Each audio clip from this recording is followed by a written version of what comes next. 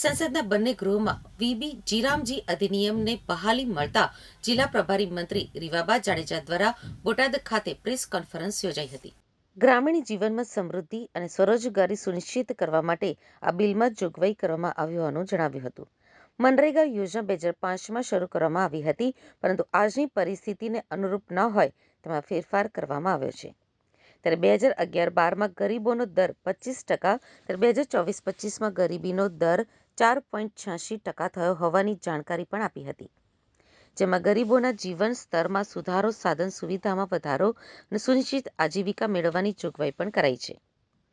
VB જીરામજી અધિનિયમનો ઉદ્દેશ્ય માત્ર મજૂરી કામ પૂરતો મર્યાદિત નહીં, પરંતુ કૌશલ્યવર્ધન, ઉદ્યોગોમાં પણ કામ કરી શકે તેવા સક્ષમ બનાવવાનો ઉદ્દેશ્ય છે. જેમાં 100 દિવસની રોજગાર ગેરંટીને બદલે હવે ગરીબોને 125 દિવસની રોજગારી સાથે રાજ્ય સરકાર 60 દિવસ વધારાની રોજગારી આપશે.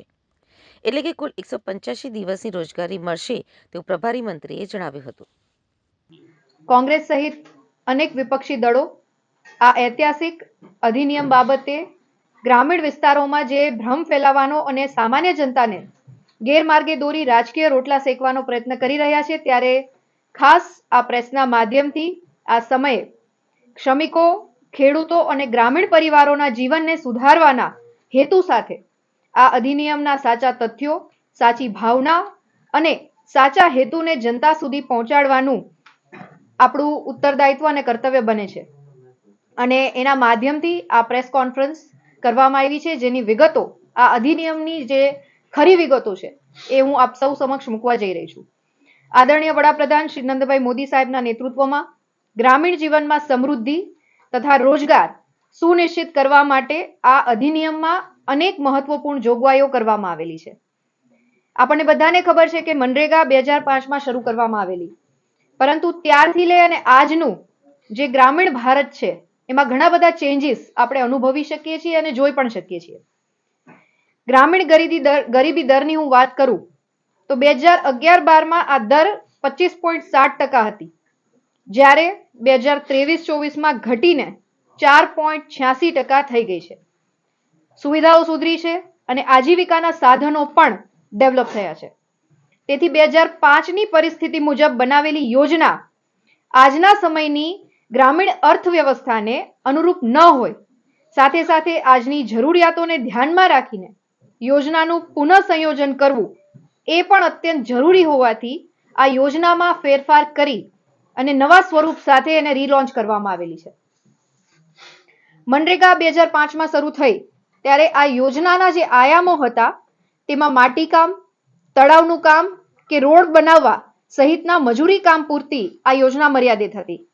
પરંતુ વીબીજી રામજીની વાત કરીએ તો આ યોજનાનો મુખ્ય ઉદ્દેશ માત્ર મજૂરી કામ નથી અને મજૂરી કામથી વેતન આપવાનો નથી, પરંતુ એની સાથે સાથે કૌશલ્ય વિકાસ સાથે ખેતી આધારિત ઉદ્યોગ હોય, પશુપાલન, ડેરી ઉદ્યોગ હોય, ફૂડ પ્રોસેસિંગ ઉદ્યોગો હોય, હસ્તકલા અને સાથે સાથે ગ્રામ્ય એમએસએમઈ અને સ્થાનિક ઉદ્યોગોમાં કામ થકી વ્યક્તિને ફક્ત મજૂર તરીકે નહીં, પરંતુ એના સક્ષમ અને આત્મવિશ્વાસી અને ભવિષ્યના ઉદ્યોગ સાહસિક તરીકે એમને તૈયાર કરવાના છે અને વિકસિત ભારતની પરિકલ્પનામાં એમને જોડવાના છે. એ આશયથી આ અધિનિયમમાં ચેન્જીસ કરવામાં આવ્યા છે. આ ઉપરાંત આપણને બધાને ખબર છે કે મનરેગા હેઠળ 100 દિવસનું કામ છે એ મળવાપાત્ર હતું, પરંતુ આ નવા અધિનિયમમાં 125 દિવસના કામની ગેરંટી મળશે. સાથે સાથે રાજ્યો પોતાના બજેટમાંથી વધારાના 60 દિવસ ફાળવી શકશે. આમ ટોટલ 185 દિવસની રોજગારી મળવાપાત્ર થશે. કોંગ્રેસના વખતે મનરેગાનું બજેટ 35,000 કરોડનું હતું, જે આદરણીય પ્રધાનમંત્રીશ્રીએ આ દેશનું સુકાન સંભાળ્યું ત્યારે 74,000 કરોડનું બજેટ કરવામાં આવ્યું. પરંતુ વીબીજી રામજીમાં કેન્દ્રના ફાળાને વધારીને 95,000 કરોડ કરવામાં આવ્યું છે, જે ખૂબ રિમાર્કેબલ નોટ છે. વીબીજી રામજી હેઠળ 60% ફંડ કેન્દ્ર દ્વારા અને 40% ફંડ રાજ્ય દ્વારા એનાયત કરવામાં આવશે. મનરેગામાં 15 દિવસમાં એક વખત ચૂકવણી કરવામાં આવતી હતી, જ્યારે વીબીજી રામજીમાં સાપ્તાહિક વેતનની ચૂકવણીની વ્યવસ્થા કરવામાં આવેલી છે, જે ખૂબ સારો નિર્ણય કહી શકાય.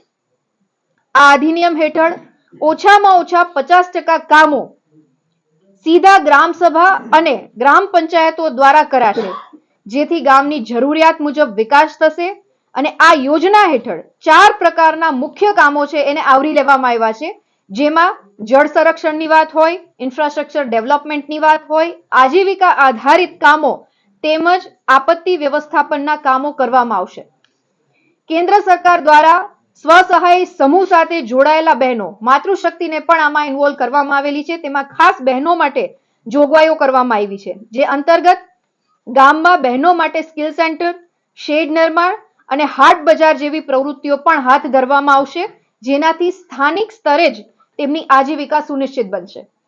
વીબીજી રામજી હેઠળ વાવણી અને લણણીના સમયગાળા દરમિયાન 60 દિવસ સુધી કામ રોકવાની જોગવાઈ પણ કરવામાં આવી છે, જેનો હેતુ કૃષિ કાર્યમાં કોઈ પણ પ્રકારનો અવરોધ ના આવે તે સુનિશ્ચિત કરવાનો છે. આ ઉપરાંત વાવણી અને કાપણી સમયે શ્રમિકોને ખેતરમાં કામ મળી રહે તે સુનિશ્ચિત કરવાનો છે. નિર્ધારિત સમયમાં કામ ન મળવાની સ્થિતિમાં બેરોજગારી ભથ્થાની જોગવાઈને વધુ મજબૂત બનાવવામાં આવી છે અને મજૂરી જો મોડેથી મળે તો વધારાની રકમ આપવાની પણ જોગવાઈ આ અધિનિયમમાં સુનિશ્ચિત કરવામાં આવી છે.